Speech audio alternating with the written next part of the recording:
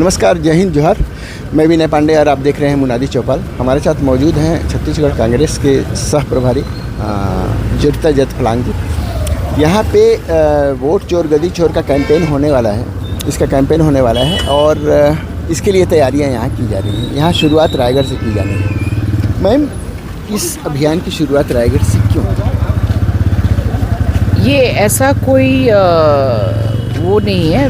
हम लोग चाह रहे थे कि रायगढ़ से शुरुआत करें, फिर कोरबा जाएंगे, क्योंकि हमारा रूट यही बन रहा था और हमें ज़्यादा से ज़्यादा क्षेत्र कवर करना था। 3 दिवसीय कार्यक्रम है जिसमें 12 जिलों में कार्यक्रम होंगे और हर एक क्षेत्र में 4-4 जिलों का वो लिया गया है, कार्यक्रम लिया गया है। और हम रायगढ़ से शुरुआत करके रायगढ़ में 2 डिस्ट्रिक्ट कवर करेंगे, ग्रामीण और शहर, फिर कोरबा में ग्रामीण और शहर, फिर उसके बाद यात्रा मतलब जो कार्यक्रम है वो जाएगी आपके मुंगेली, फिर वहाँ से तख्तपुर, फिर वहाँ से आगे राजनांदगांव, फिर उसके बाद दुर्ग और फिर भिलाई। मैम, ये SIR बिहार में हो रहा है। जो आपका वोट चोरी का जो मेन वो है वो कर्नाटक में, कर्नाटक का डेटा से आपने निकाला है। छत्तीसगढ़ में ये क्यों हो रहा है? छत्तीसगढ़ में ये क्यों हो रहा है कि आप खुद पूछिए। अंबिकापुर में भी हुआ है।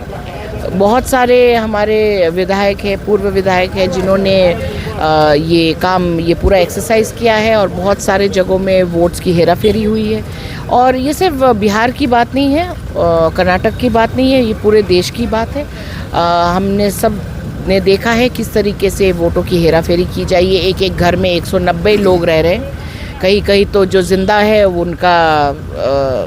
उनका नाम लिस्ट में भी नहीं है। तो आप देख रहे हैं किस तरीके से लोकतंत्र का हत्या हो रही है। अभी जो बात सामने आई कि छत्तीसगढ़ में भी ऐसा हुआ है। 17 विधानसभा के बारे में एक डेटा निकाला गया, कहा गया कि 17 विधानसभा में यहाँ भी हेराफेरी हुई। लेकिन उस समय तो सरकार कांग्रेस की ही थी, आपके लोग ही थे। भले चुनाव आयोग वो संचालन करता है, लेकिन लोग तो आपके ही होते हैं ना, उस सरकार की होते हैं। देखिए, कोई भी एक्सरसाइज अगर लोगों के हित में है वो कांग्रेस उसका साथ देगी, अगर चाहे वो हमारी ही सरकार क्यों ना हो। इस बार भी तो कर्नाटक में हमारी सरकार थी, है ना। लेकिन सवाल तो वही ना मैम, जब आप चुनाव आयोग से बात करते हैं कि आप कार्रवाई करें, आप उसको वो करें। एक मिनट मैम, कर्नाटक में आपकी सरकार है तो आपने वहाँ पे उन लोगों के ऊपर कार्रवाई क्यों नहीं की, जब जिन लोगों ने इस तरह के खामियों को किया, दरअसल उसमें इन्वॉल्व थे, आइदर वो SDM हों या और दूसरे लोग होते हैं जो निर्वाचन आयोग से जुड़े होते हैं। तो अखिलेश यादव भी ये बात कह चुके हैं कि उनको कार्रवाई करनी चाहिए। वहाँ अभी तक कार्रवाई नहीं है। आप जो बात बोल रहे हो, सबसे पहले तो जो डेटा निकाला गया था, ठीक है, वो पूरा एक्सरसाइज एक ही कॉन्स्टिट्यूंसी में किया गया था। अभी जितने भी और भी कॉन्स्टिट्यूंसीज है, एक कॉन्स्टिट्यूंसी को लेकर हमने ये एक डेटा निकाला है। बाकी जितने भी कॉन्स्टिट्यूंसीज में इस तरीके का हेराफेरी हुआ है उस सब का डेटा निकाला जा रहा है और आने वाले दिनों में आप देखेंगे किस तरीके से कांग्रेस इस मुद्दा को उठाती है और लोगों के बीच लेकर जाती है। सबसे बड़ा मुद्दा आप ये देखना चाह रहे हैं कि कांग्रेस ने एक्शन ली कि नहीं। आपका ये चिंता नहीं है कि लोगों का हक मारा जा रहा है। आप एक दिन आप खुद देखिए, आपका नाम है कि नहीं लिस्ट में, या आपका नाम भी काट दिया गया। मैं